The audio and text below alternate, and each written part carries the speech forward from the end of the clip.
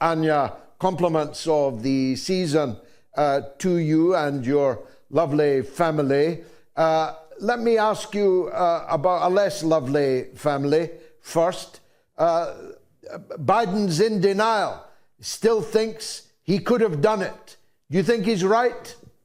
It's funny that you remind me even that Biden is still president, because in many ways we've moved on in the United States. Even the political debates in Congress recently over the budget were mainly driven by Trump and his surrogates in Washington. It's almost as if Biden is out of the picture. And of course, he was in a very mysterious way forced out of the picture earlier this year when he announced he was not going to run for president in that mysterious letter that was just posted to his Twitter while he was MIA. So I still have questions about whether or not Biden himself actually consciously dropped out of the race and turned it over to Kamala the way he did.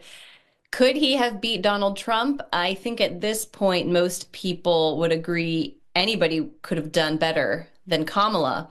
But he did it once before. I think at that point, though, the media had already turned on Trump, or I'm sorry, on Biden.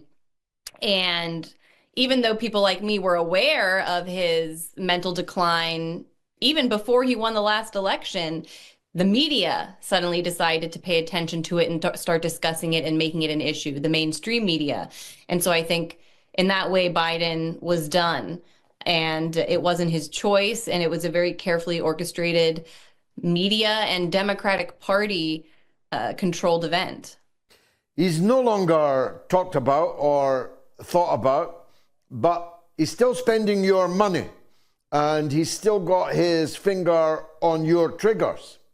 He is shipping out as much as he possibly can of your country's money to Zelensky in the Ukraine and to Netanyahu in Israel. And there seem to be no brakes that can be applied. Even though he's, in the case of the Ukraine, he's clearly acting in a partisan manner in defiance of the wishes of the incoming president, who made an election issue out of ending the war in Ukraine, not throwing further fuel onto it.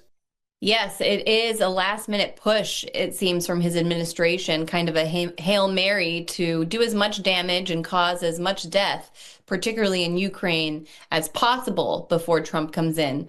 I don't think there's the same fear that Trump will rein in Netanyahu or the Israelis in the Middle East as there is an assumption that his administration will negotiate or allow for Ukraine and Russia to negotiate an end to this war, because the goal in Ukraine has been achieved. The country is destroyed. BlackRock and Co. can step in and rebuild. USAID and the US government can roll out even more of their technologies that they've attempted so far, like the digital ID that they've put in Ukraine.